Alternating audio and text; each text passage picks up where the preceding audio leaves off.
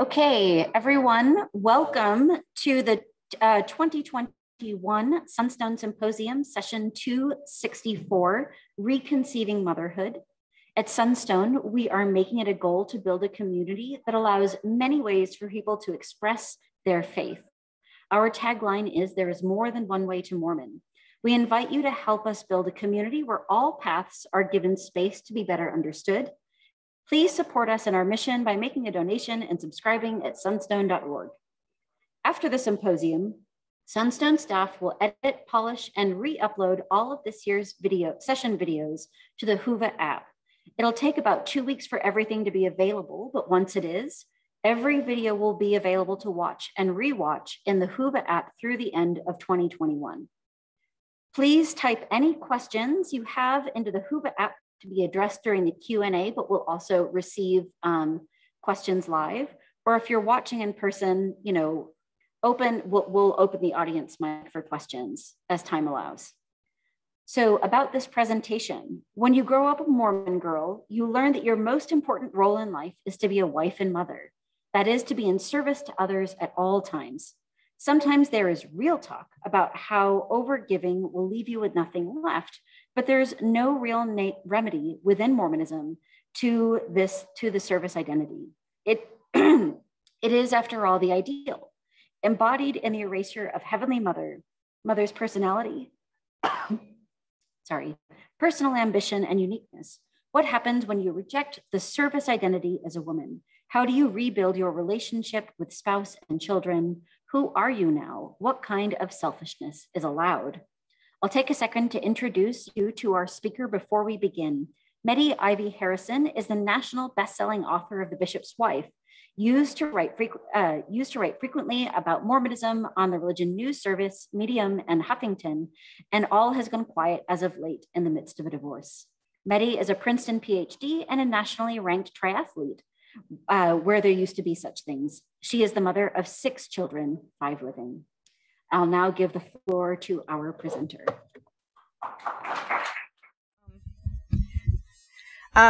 In September of last year, 4 days before my 50th birthday, my husband woke up and asked me to leave the house. I'm going to leave it at that.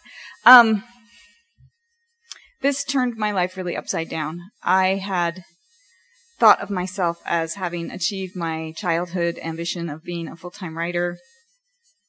I had raised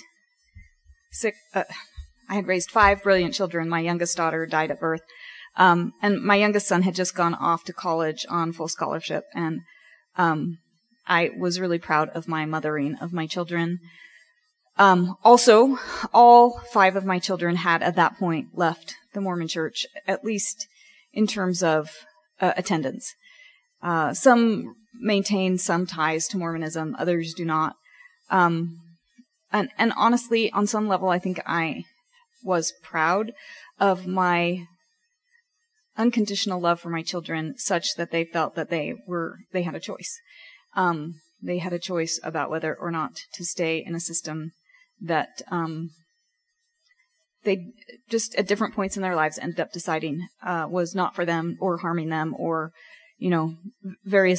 harming other people. I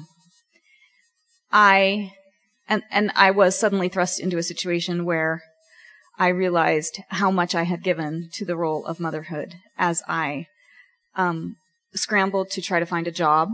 I had always congratulated myself that, unlike other Mormon women, I had finished all my education. I have a PhD and had finished that before I started having children, mostly before anyway. And I felt like I would always have that to fall back on. But when it came down to me applying for jobs, this was partly because it was in the midst of a pandemic and partly because my PhD was 25 years old.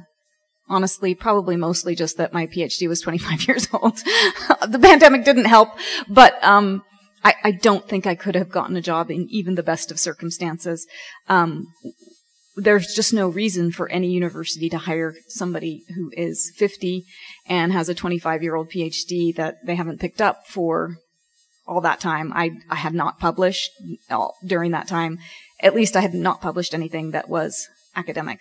And my publications as a creative writer did not help my academic career, nor were they useful in trying to get a creative writing job because I did not have an MA in creative writing.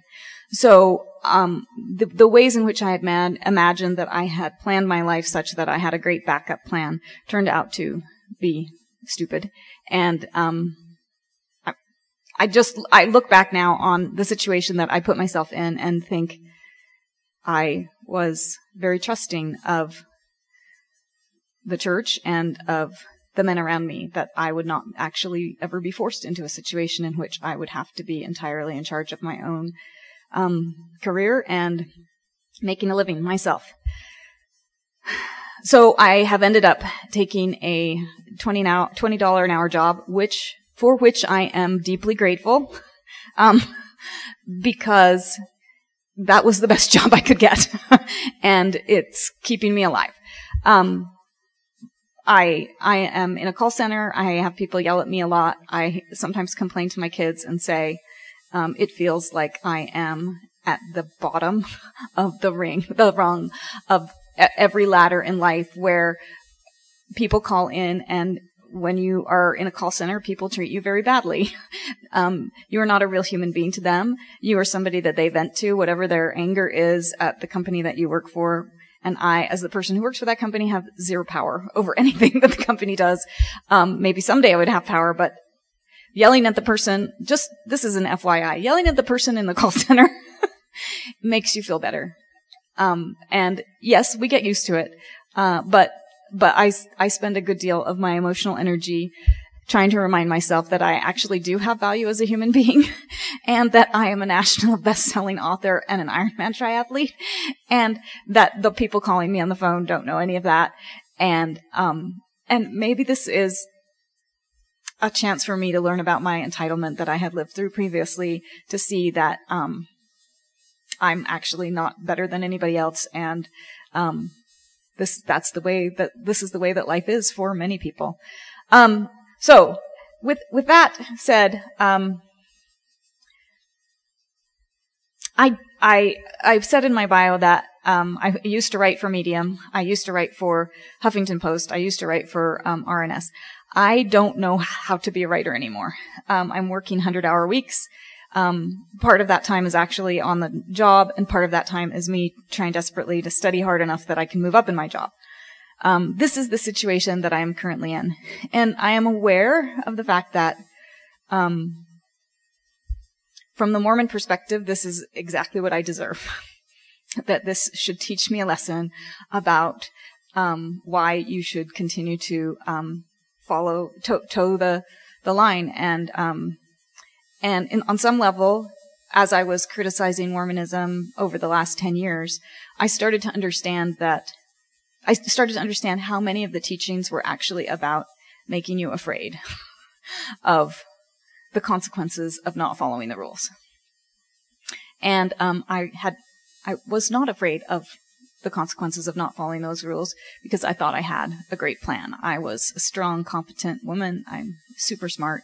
And I thought that I was a writer. I earned money off and on from writing, sometimes enough money to live on, sometimes not. And then I had my backup PhD. But when it came down to it, those were not going to keep me alive.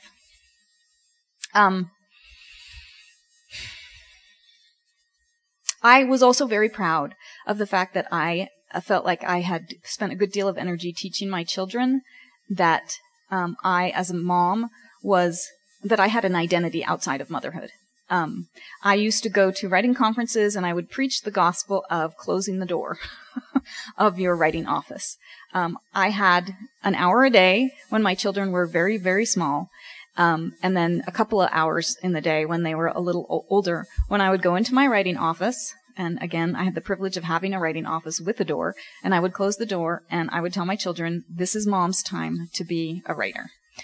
And my kids gradually saw my success as books came out, and I put covers on the walls, and I was, again, really proud of that. However, let me tell you this brief story, a couple of brief stories about me realizing things that I hadn't done. So the last month or so, I was telling one of my kids that I realized that my favorite fruit is cantaloupe.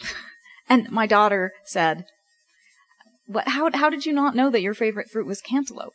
And I said, because I always bought the fruit when I went to the store that other people liked. I never bought a whole cantaloupe because nobody else in the family likes cantaloupe. Only I like cantaloupe, and I felt dumb buying an entire cantaloupe just for me. And it was only when I was living on my own in my own apartment that I started to say to myself, you can buy an entire cantaloupe, and if you don't eat all of it, you can throw the rest of it away. That's allowed. As it turns out, I never throw away any cantaloupe because it's my favorite fruit. I always finish the cantaloupe. And these are the sorts of realizations that I'm coming to fairly regularly now as I realize how much I gave up being a mother. So the other story I was going to tell is a couple months ago, I had one daughter who had just gone into the hospital, and she thought she had appendicitis. They did scans on her, and they sent her home and told her she didn't have appendicitis. My other child ended up with unexplained hearing loss and dizziness to the extent that she could not stand upright or walk anywhere without like walking into the wall. So I was dealing with both of these kids who had medical problems. I was driving one of my kids up to the doctor and back. My other kid does not live in Utah. And then suddenly that child called me on the phone after she'd been sent home from the hospital and said, Mom, I feel so awful. And so I called her so I could look at her face. And when I saw the amount of pain she was in, I said, you go back to the emergency room right now. And she ended up, that night, they finally figured out what was wrong with her. She had, call it cholecystitis, but she had an inflamed gallbladder that needed to be removed. So I was in a situation as a mom where I felt like I had to pick between my two kids. Which one was I going to go and help? And realize that this is two adult children who both needed their mom at the same time. I was in this situation where I didn't know what to do. I had to choose one of them. I chose one of them. I'm sure other parents have made other terrible choices. This was a relatively small one. But it was one of those moments where I realized I believed in being a Mormon mom, and I believed that somehow I would always have the resources to deal with all of my kids' problems. I believed that they would grow up and that they wouldn't need me anymore. And all of those ideas of Mormon motherhood turned out to no longer be true for me, and perhaps were always false. All right, so that's my little introduction here to what I'm trying to talk about. I am trying to figure out how do I stay a mom? Do I want to stay being a mom? Is it selfish for me to start asking questions about being a mom? Is it selfish for me to decide that I'm going to prioritize something else over my role of motherhood? And I hope that you leave this session today with a whole lot more questions than you came in with, because I'm not going to give you any answers. I don't have any answers. I'm in the midst of it right now. Maybe in 10 years, I'll have some answers for you. My guess is that I will just have better articulation of the questions, and that I may have a very clear story for my life, but the older I get, the more that I understand that the best thing that can happen when you go to a conversation like this is for somebody to validate that your experience and your questions are important. Not to tell you what the answers are, but to tell you your experience is real. So I hope that many of you are here to have somebody say to you your questions about motherhood and whether or not you can remain a mother, or how to remain a mother when your original foundation of motherhood has crumbled away or you have thrown it away. I hope that you feel that those are validated here, and that you will be allowed to ask some questions that I think are not allowed most of the time. So, here are some things that I've heard ex-Mormon mothers say. I can't say I wish I hadn't had my kids, can I? If you are men in this room and you can't imagine a woman saying that, it's because you are not a safe person for her to say that with. That is a question that society will not allow women to say aloud. And I hear women in private small groups say this question to each other, and then we say, I'm not allowed to say that. I'm not allowed to wonder whether or not the choice that I made to be a mother was a good one. Another thing I've heard ex-Mormon mothers say, I have all these kids now, but now I realized I didn't want any of them. What do I do? This doesn't mean that you don't love your children, but it does mean something. Again, I'm mostly just asking questions. Another question I've heard ex-Mormon mothers say, how do I enjoy my life when I've created so many responsibilities through children and grandchildren? Like, we have this promise, right, of retirement, where retirement is supposed to be this time when you get to go travel. I mean, we have this fantasy vision that America as a country shares about what retirement is like. Your RV, your trips to Europe that you never got to see again, right? Your kids are adults now. But when you grew up in Mormon motherings, there are a lot of responsibilities that your kids are going to expect of you, even if you have stepped away from the church and even if they have stepped away from the church. The model of Mormon motherhood remains entrenched. It's one of the last things to go, but I don't think it ever goes. And that's partly because of American culture, but it's also partly because mostly people want their moms to continue to serve them. It is basically out of sheer selfishness that people just don't investigate what the contract is between mom and the kids, because it serves a lot of people for moms to continue to do invisible work. All right, another question I've heard ex-Mormon mothers say. What do I do when I have a split family of kids who are still Mormon and kids who aren't? Let me just point out to you what's going on in that question. Whose job is it to do this work? It's the mom's job, right? It's not her kid's job. It's the mom's job. Moms have to do all this emotional work. Nobody's going to acknowledge that it's going to happen. If you have a great family reunion, nobody will say, wow, mom did a lot of work to make sure that happened and we didn't have a giant argument. That doesn't happen in my experience, right? What happens is if there's the smallest problem and somebody had a little tiff, they will say, this is mom's fault for not she didn't shut down this thing, or she didn't warn somebody that they weren't allowed to talk to politics, whatever. Maybe dad might come up in that situation, but I feel like mom is often the scapegoat. Another question from ex-Mormon mothers. Why is it always my job to make sure everything works and everyone gets along? Why am I still doing all the invisible emotional work for everyone else? This is one of the questions that I keep asking myself. It feels like I am, even in the midst of a divorce, I'm still going around trying to fix people's relationships, and that is always going to be my job and never going to be something that it's acknowledged that I do and get credit for. And when I say me, I mean all of us. All of the people who have stepped away from Mormonism, women who have, even those who are still attending church and trying desperately to make it work. A lot of us are still wondering, how do we do this? How do we reconceive motherhood such that we are not always invisible and always sacrificing every goddamn thing in our lives to be moms without anybody ever noticing it? Some other questions that I think you are not allowed to say out loud. What if I hadn't married who and when I did? What if I hadn't had as many children at as young an age? What if I hadn't stayed home with them? What if I'd prioritized my identity over them? What if I'd refused to give the church my time and money? What if I'd fostered skills that were more marketable? What if I'd gotten the education I wanted? What if I hadn't given up my own dreams? And again, this is me trying to reflect to you. Some of these are really not on my list. I definitely got the education I wanted, and I did not give up on my dreams. but so many women that I hear talking about, like, what do you do now? How do you conceive your new identity? How do you deal with everything that you have lost?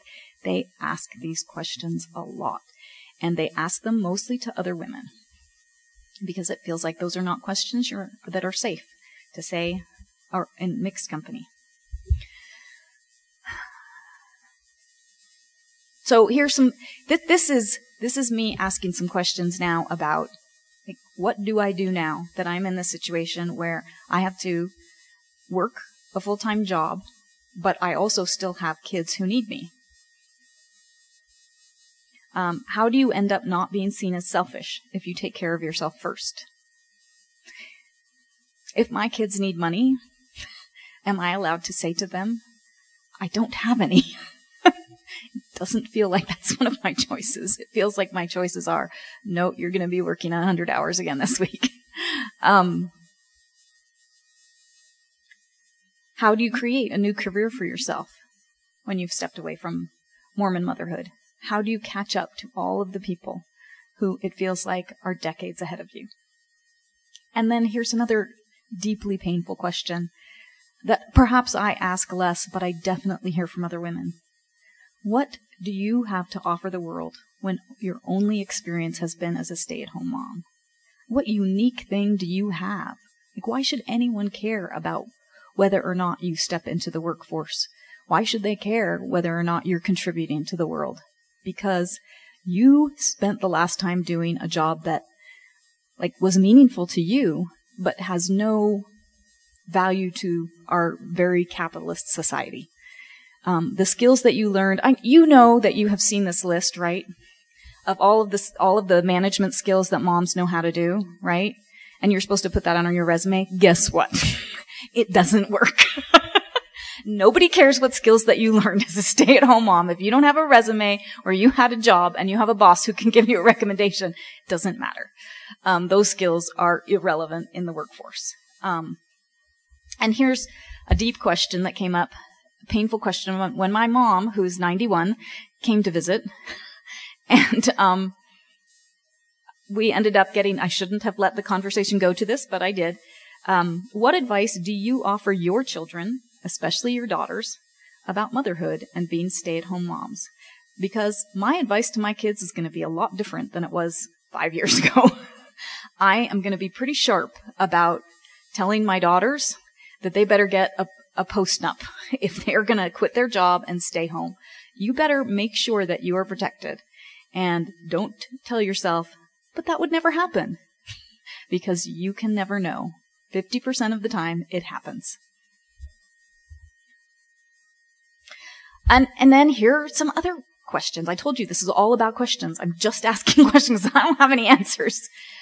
These are questions that keep me up at night, that wake me up at 3 o'clock in the morning. If you follow me on Facebook, you probably have already had a good dose of my questions in the form of my 3 a.m. poetry, because I can't go back to sleep until the poem in my head gets written down.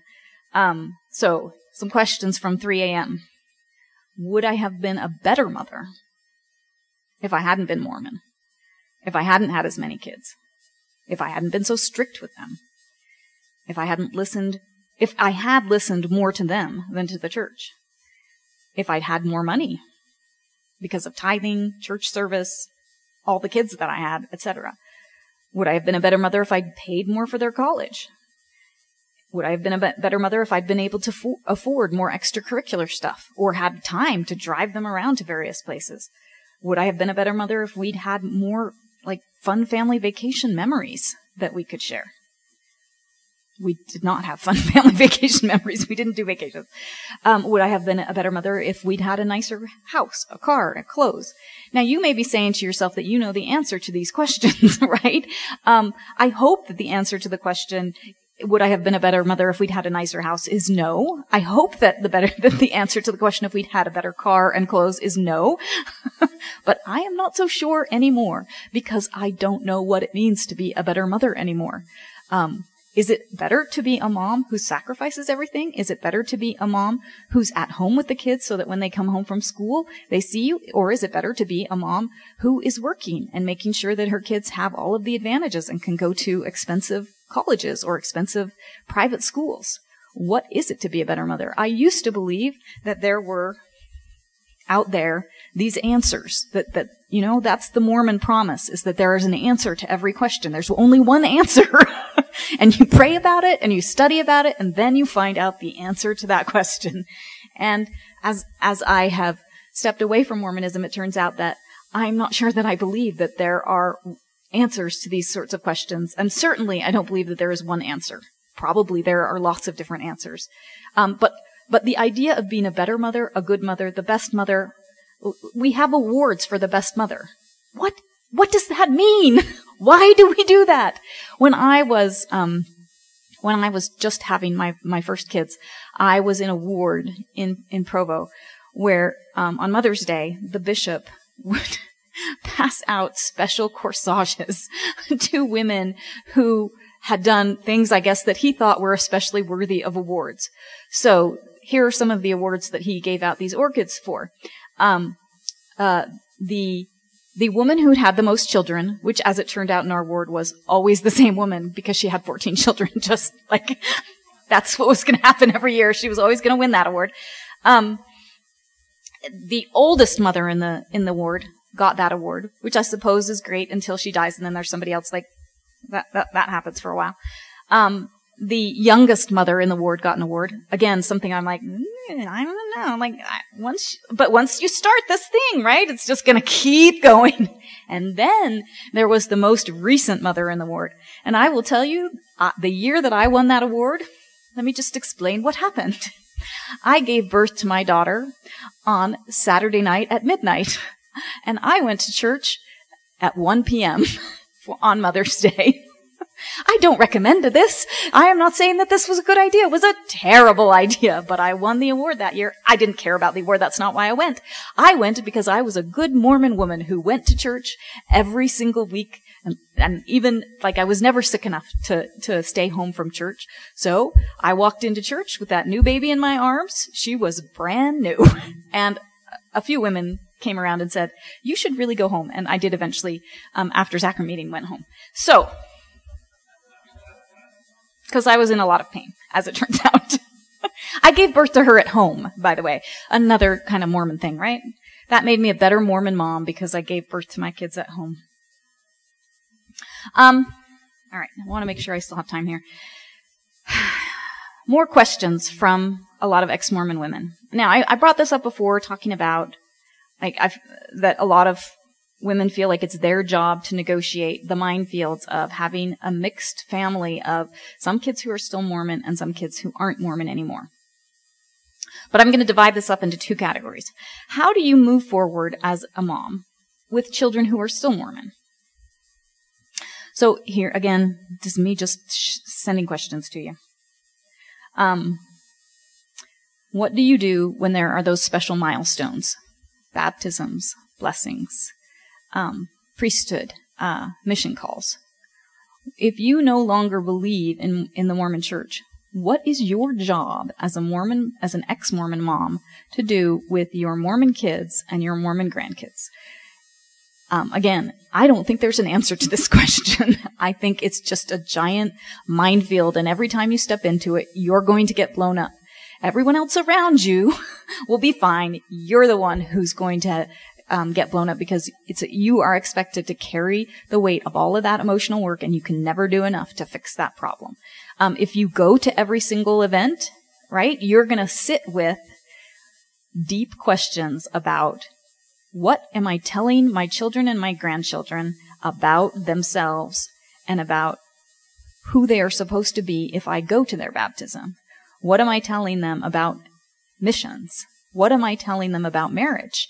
If I attend their marriage, if I don't attend their marriage?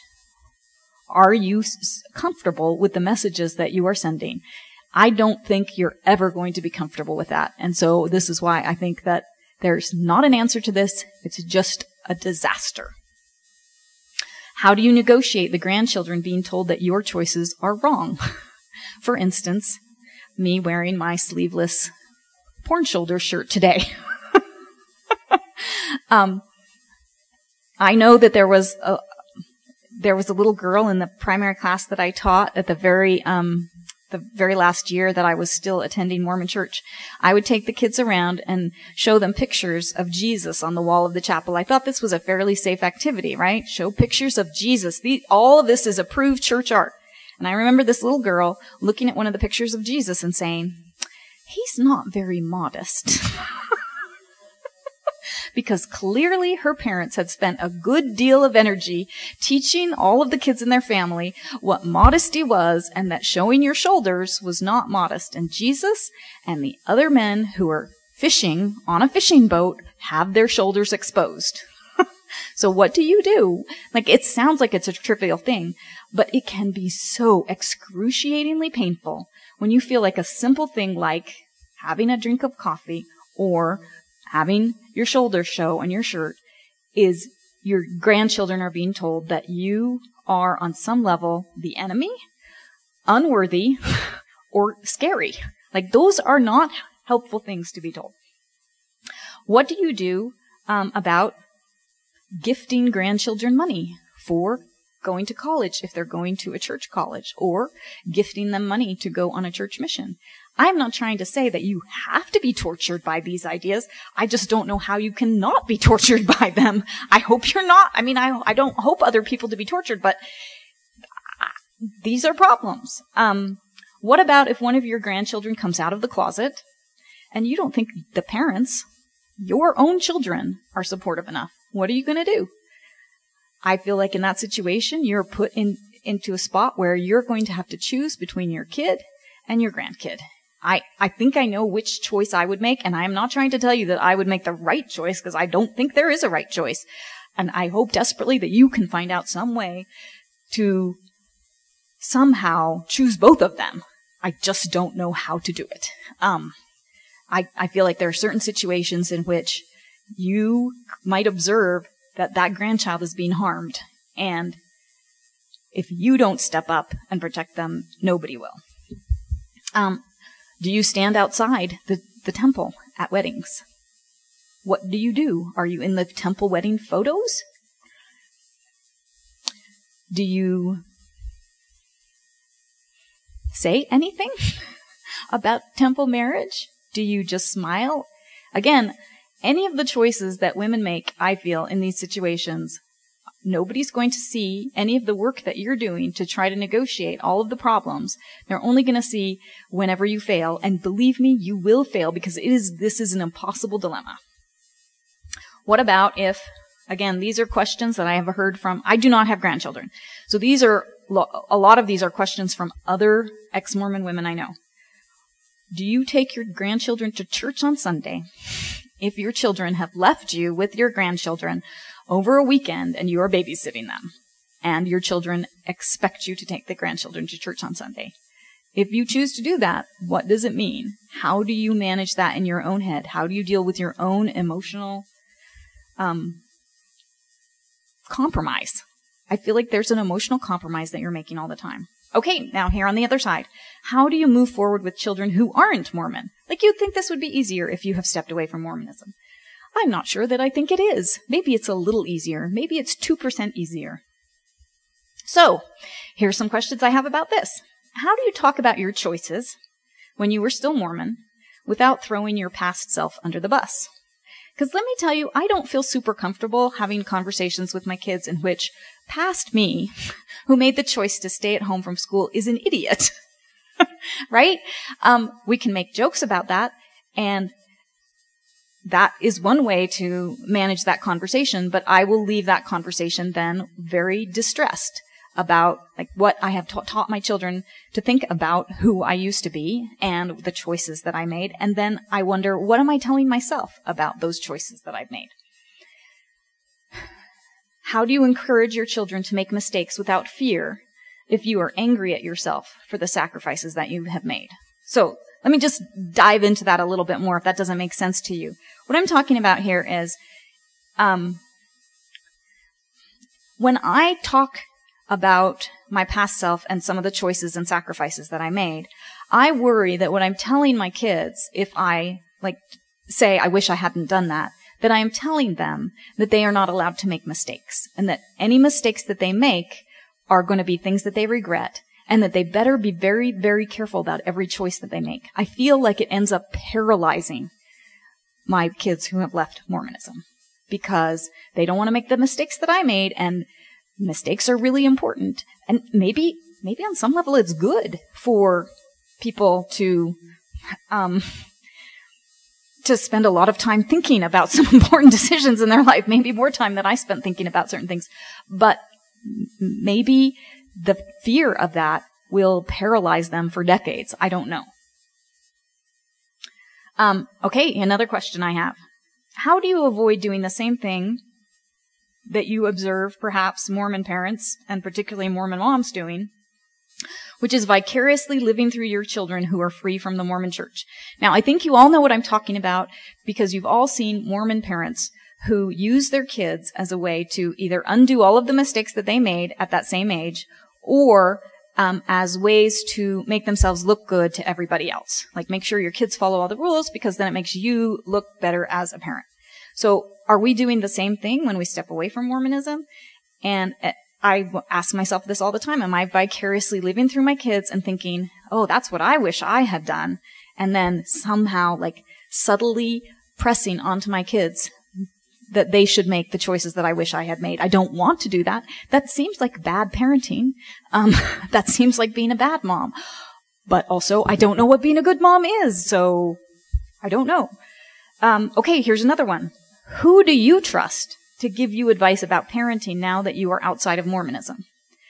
My problem is I don't trust anybody. And I especially don't trust people who proclaim to be experts about anything. I admit that this is a gigantic problem in my life because it means that it's almost impossible for me to learn from anybody else. But after going through the toxic realization that everything that I'd been taught in my life was deeply flawed, I'm going to try to avoid the word wrong because I think that leads to a black and white thinking that I really don't admire and I'm trying to move away from. But deeply flawed. And so my response to that has been, I struggle to read books in which people give advice, particularly people who give advice about the truth or science or parenting. So I feel like I'm mostly stumbling around trying to figure things out for myself because it turns out that was something I never got to do for 30 years of my life. So I guess on some level I want to do it and I enjoy doing this stumbling around and trying to figure out how to be a good parent and deciding that the way that I figure it out is trying things and making mistakes and getting feedback from my kids and deciding whether or not that was something that I want to do again. And that's all I have. So I hope that you can do some better balance of being able to read other people's books about things that they are experts in, and also having your own experience than I currently am able to do. And then here, another question. How do you help your ex-Mormon children deal with extended family events that are still very Mormon? I'm currently dealing with this by never attending any family events that are still very Mormon. I don't know that this is a great strategy. Again, it's not like I'm recommending this. I am only saying to you, I don't know what else to do. I don't feel safe in those spaces, and I end up having gigantic arguments or stomping off and leaving. And that doesn't seem particularly good either. And so my kids now are just on their own, and I'm not helping them navigate how to have a nuanced relationship with other Mormons because I'm a bad mom. Because everything is my fault. Any problems that my kid had, they're all me. Okay, and then here are another series of questions about Mormon motherhood and how to step outside of it. I am trying desperately to craft an empowered and not a victimized narrative of my own life. I'm doing that because I think that will help me to move forward and have a better life. And I'm also doing that because I think it will be good modeling for my children to have an empowered and not victimized narrative. And I'm just going to admit right up front that sometimes in the ex-Mormon world, or even the nuanced Mormon world, it feels like a lot of people talk about victimization and how I was told this and that was a lie, or people didn't tell me the full truth, or I didn't fully understand what I was going into. Yes, that is true. remember also that the story of the Garden of Eden and the story of partaking of the fruit and not understanding what the consequences of that are, that is a story that exists in every culture because that is the essential experience of life. We make choices about things before we understand what those choices mean and what the consequences will be because we are human and we can't see into the future. So if we can let go of the idea that we have been victims of everything, how do we create a more empowered narrative for ourselves to keep us going, and how do we do it also to model for our kids? Because, of course, nothing matters about you. It only matters really about doing something for your kids. So I ask myself these questions like, what choices did I make that I'm proud of? I am trying to sift through my life and find the choices that I am proud of, both as a mom and as a human being. What memories do you keep and talk about? Another one of the things, you'll hear this about hear this at my talk tomorrow. I am tired of the insistence that you must say you're happier if you have left Mormonism. It feels to me like the Mormon ads where you have people who talk about how happy they are as Mormons and how Mormonism is the plan of happiness. Okay, it's like the same, it's the opposite side of the same thing. If I say that I am happier now, to me that feels part of a victim narrative. And I think I'm not wanting to be a victim in that narrative. What causes do you believe in now, and how do you negotiate them? And here's another one. How do you manage your anger?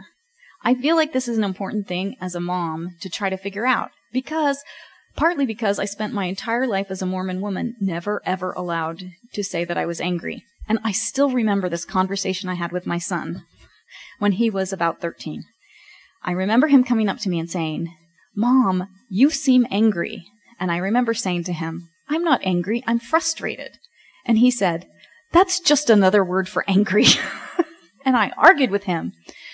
But that memory sticks in my head years later as I realize, no, he was right. I was angry. And I wanted to use a different word for it because I wasn't allowed to be angry as a Mormon woman. And I spent a lot of my time squishing down my anger. And what happened to me was that when you squish down anger, it pops up. This was one of the real discoveries of my life, that it pops up at times when you can't control it. I'm not trying to say you should control your anger all the time. That's not what I'm talking about here. But what happened was that it would pop up in uncontrollable situations, and it would be directed often at my children. And that is not what I wanted. Did not want my children to have anger directed at them. But me refusing to acknowledge my own anger was causing that to happen over and over and over again. And so that conversation with my son still comes up in my head as I try to say to myself, stop saying, "I'm not angry." Just say, "Yes, I'm angry." And then move on. Okay. So,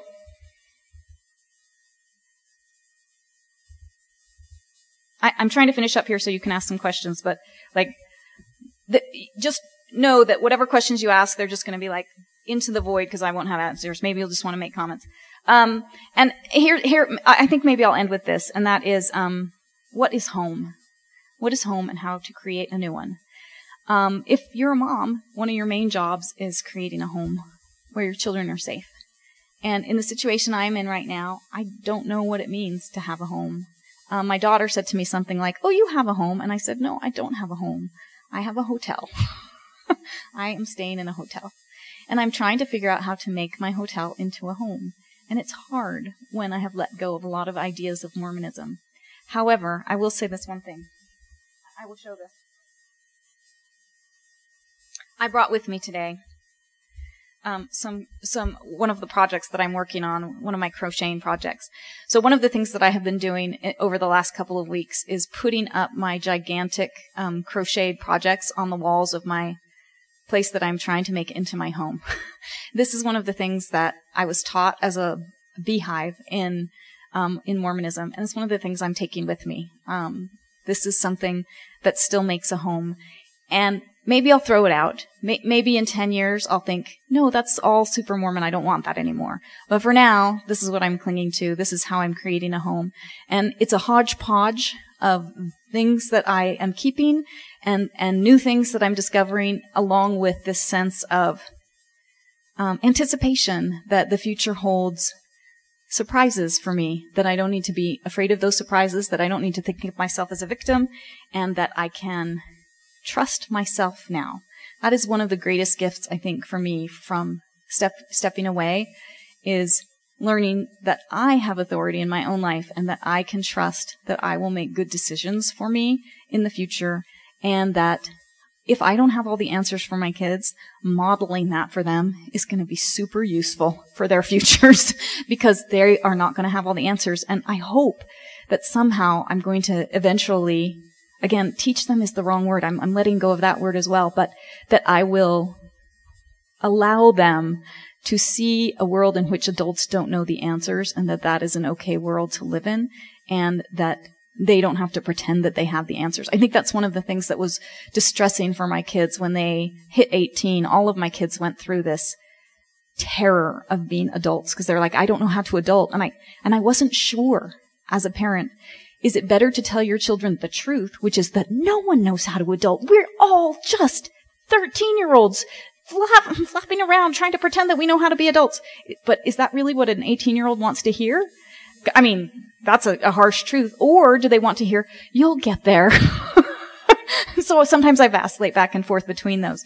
But that's the reality of me being 51 now is, I'm still mostly just a 13-year-old, trying to figure stuff out and pretending as hard as I possibly can. So join me. And I'll open up for questions if you want to like offer them into the void, or I can respond to comments if you have comments.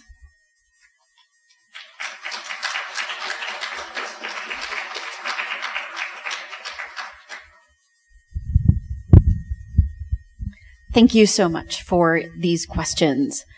Do we have any questions or comments that people want to make? I want to invite you forward to make them into the microphone so they can be recorded. But come forward.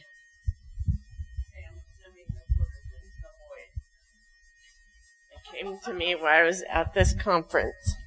Mom, would you be able to come to our place early Saturday morning? I'm watching the kiddos, but I want to go to the temple at 5 a.m. Could you come there a half hour away from me? And I got this, and I was like, oh, I really like my grandkids. I really don't want to get up at 4:30 in the morning to do something that I hate that I spent so much time doing.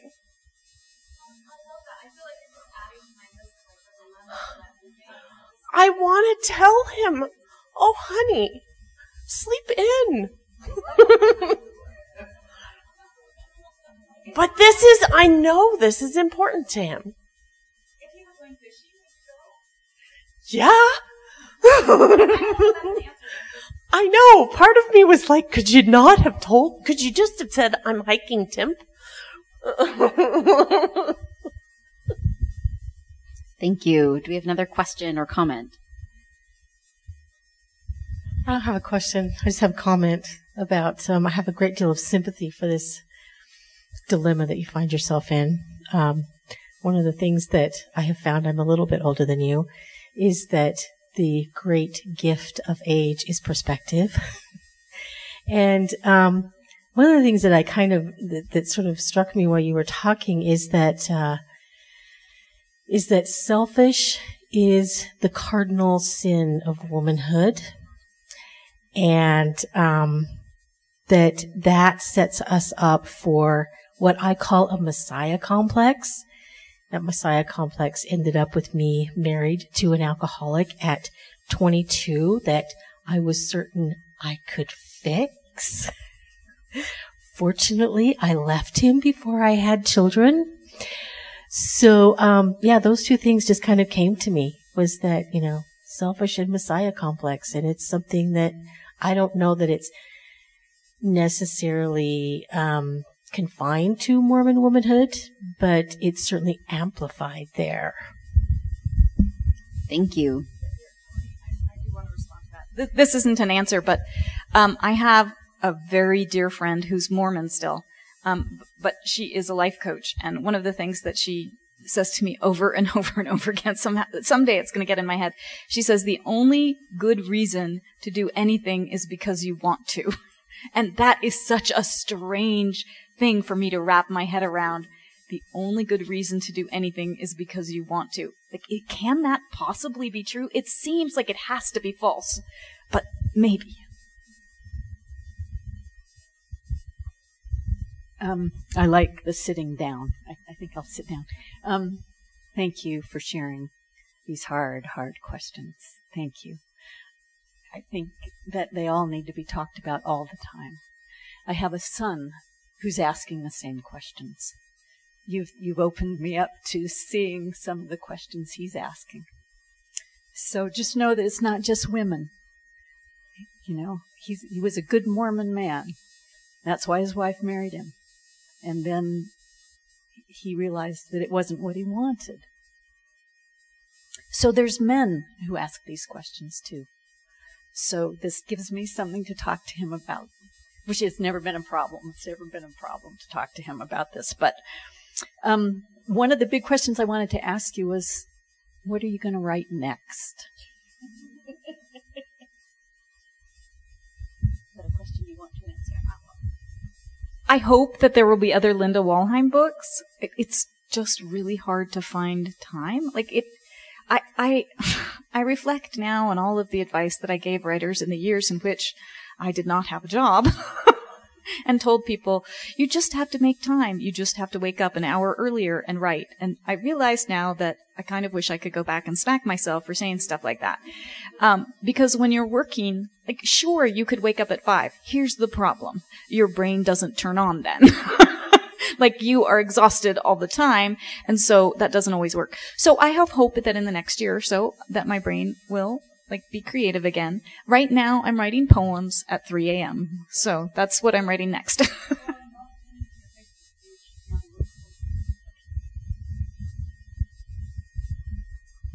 Hi. I was just going to say, I found myself divorced maybe, I guess, 10 years ago now, and it was a surprise, and I had quit school and had 3 kids in my 20s, like I was supposed to, and I think the question of how we value Mormon women according to, you know, reproduction is really problematic, obviously, and I really appreciate all the questions that you raised. But I was caught off guard. I have been inactive for most of my adult life and was basically inactive at the time of my divorce and scrambling around for a career that I was not qualified for, right? And so I thought maybe I should be a therapist, but my children were still very young and I couldn't go back to school. And so I ended up doing a life coach training through the Arbinger Foundation. And my 2 trainers were both out of state, but because Arbinger Foundation is here, they were very familiar with Mormonism and Utahns. And I was in a private call with my teacher one time, my mentor, and I was describing this difficulty that I was having with I think my oldest daughter, who at that point was 8, and my teacher, and this is just an anecdote to sort of reinforce what you're saying, and this caught me off guard so much. My teacher, in exasperation, just said, like, you Mormons, you're so into teaching your children.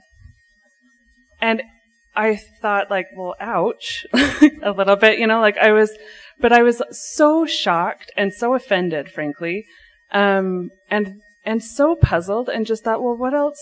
That's what good parenting is. Good parenting is teaching your children. And what she said after that was, what your thing is learning. You love being a student. You love reading. You love studying. You love that. What if that's not your daughter's thing? What if her thing is being loved? And it has taken me, that was 9 years ago. And it has taken me 9 years of kind of distance and space from my Mormon self to understand what she was talking about with the parenting as teaching idea. And I just thought it sort of reinforces so much of what you were sharing and sort of contemplating, and like, what is our responsibility as parents? And what about this worldview is so Mormon that it's apparent even to outsiders that, like, oh, you're Mormons, you can't stop teaching your children. Anyway, thank you for your presentation. It was very interesting.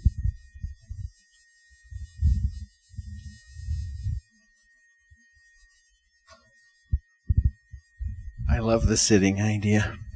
I attended the ex-Mormon poetry panel 2 years ago that you were on, and we're Facebook friends. And I'm struck by not necessarily a duality, but there's an interesting tension between the complexity of the dilemmas and the questions that you're offering and the strength, the intuitive trust you have in your own poetic, creative process. And I wondered if the last year has, because 2 years ago you described sort of being captured, like the poem would wake you up and wouldn't leave you alone kind of thing, and you just mentioned that you're still waking up at 3 a.m. There's an awful lot of intuitive confidence in that process. And I wondered if you could tease out a little the tension between the question asking and that deep intuition in your poetry.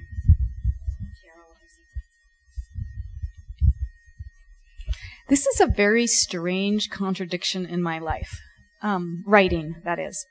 I was diagnosed with autism 4 years ago. And one of the manifestations of my autism in almost every part of my life is a desire to have numbers, patterns, repetition, like predictability. I've always wanted those, like, that's how I do triathlon. It's how I do my current job. Like, I'm always timing exactly how many minutes the call is taking and what my CPH is. And on some level, that makes me a really good call rep. On another level, perhaps not, because I'm like, I don't want to chat with you about your dogs or the weather. Like, no. We're here for a reason. But writing has been a deep contradiction of myself since I was very young, and I don't know why. When I was Mormon, my answer to this was simply that this was what God wanted me to do. It wasn't in me. It was God who had told me that I was going to be a writer when I was 5 years old, and I was just following what God told me to do. I don't believe that anymore. But you are right that I have a confidence, even when I am not, even right now when I say I'm not a writer anymore, I listen to the call and I believe that my words matter. And I put them up on Facebook, and I don't have an answer for that. It's something that I've had all my life, and I thought I knew why I was that way, and now I don't know why I am that way. It is just striking to me. It's one of those things where I step back from myself, and I don't understand how those two parts of me fit together. I just know that that is the deepest and longest contradiction of who I am. I knew I was going to be a writer when I was 5 years old. And I was, at 5 years old, deeply drawn to numbers and patterns and desperately wanted things to always be the same. I hated change on a deep level. And yet, my poetry draws me to change. Like, the kinds of contradictions and questions that I ask in my poetry push me towards change. That is the thing I hate the most. And yet, obviously, it is not the thing that I hate the most. I do not understand this about myself. So maybe someday I will, but I suspect I will always be living with that strange contradiction. I don't think I have an answer for, like, how you get that. It just is. We have time for maybe one more comment or question.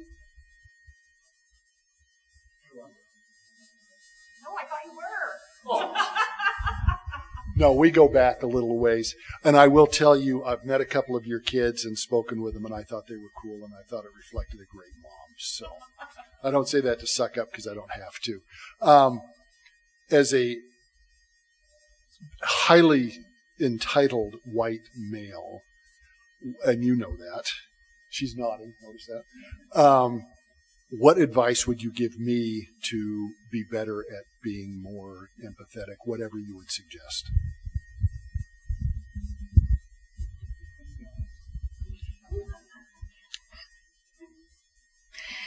Take a deep breath. Try to be nice. Oh, no. You already know that I wrote my last attempt at trying to give advice in my Medium piece when I still believed that I could write stuff like that. Letter to an ex-Mormon man. But it does contain advice, which I'll offer not to you as much as to other people who are maybe listening, but read books by women. It's one of the things that I most often am frustrated by in the ex-Mormon realm. It's not that I don't read any books by men, right? But I probably have a 60-40 split with a preference towards women. I rarely meet men who have a 60-40 split with a preference towards men. It's okay if you like the voices of your own gender. I get that. But I think you have to do some work to find other voices. And I didn't. This is in my presentation tomorrow, but I will say today, I am really tired of Mormon and ex-Mormon men who say, "But there aren't any podcasts by women." There are podcasts by women who are Mormon, and there are some really great ones. So I will say one of my current favorite podcasts, and I say this as somebody who does not attend church. I'm not sure if I'm ex-Mormon. I don't know what the right label is for me, but I love At Last She Said It. Every time I listen to At Last She Said It, I'm like, if those people had been in my ward, I would still be in the church. And there are some other great podcasts out there. At Last She Said It. Now, here's one of the problems. I could name some other podcasts. Juliana Vegas also has a really great podcast, but she can't afford to keep making it. And my podcast is defunct currently. I took it all down because I can't afford the cost of that. And when I say I can't afford, I do mean literally the cost, but I also mean figuratively the emotional cost of having that podcast. So here's my last piece of advice. Defend women when you can. When other people question women, and shut them down.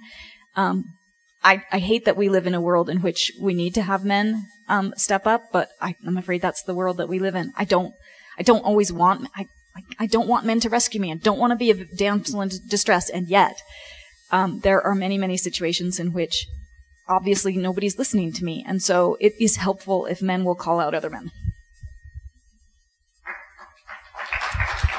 Thank you very much.